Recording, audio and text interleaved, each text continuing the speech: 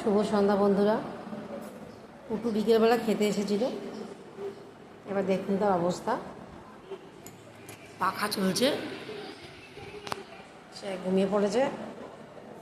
6:30 বাজতে যাচ্ছে, আর 7টা বাজতে হবে।